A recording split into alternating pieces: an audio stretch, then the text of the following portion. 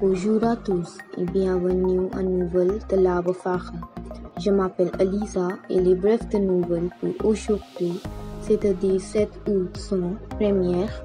Le New York Times a fait état mercredi d'une forte hausse de ses abonnements en ligne, dont les recettes dépassent pour la première fois celles du papier sur un trimestre et qui l'ont aidé à faire face à l'importante chute de ses revenus publicitaires au deuxième trimestre. Deuxième, le gouvernement de Delhi, dirigé par Arvind Kejriwal, a envoyé une nouvelle proposition au lieutenant-gouverneur Anil Baijal recommandant la réouverture des hôtels, des gymnases et des marches hebdomadaires suitant la baisse du nombre de cas de Covid-19 dans la capitale nationale.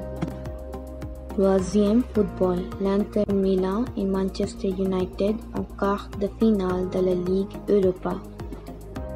Quatrième, les Philippins sont entrés en récession après avoir enregistré au deuxième trimestre la pire contraction de PIB depuis le début des relevés.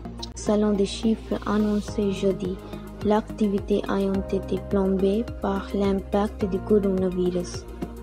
Cinquième, le Brésil entre dans son 6e mois de pandémie et le coronavirus continue d'y faire des ravages avec bientôt 100 000 morts et une tragédie annoncée selon les spécialistes faute d'une politique sanitaire nationale. Sixième, mise à jour sur le coronavirus, Delhi rapporte 11 décès aujourd'hui, le plus bas depuis plus d'un mois, 1076 tests positifs au cours des dernières 24 heures.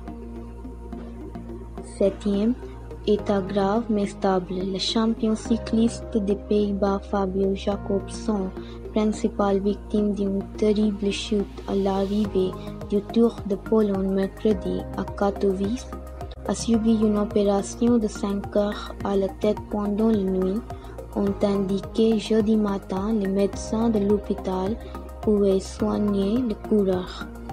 Huitième, en Mauritanie, le Premier ministre présente la démission de son gouvernement. Neuvième, présidentielle en Guinée, Alpha Condé désigné candidat à un 3e mandat par son parti.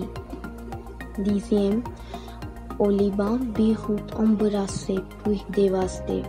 Les deux explosions survenues mardi soir dans la capitale libanaise ont détruit les portes et les bâtiments alentours, dont au moins 137 personnes selon le dernier bilan du ministère de la Santé.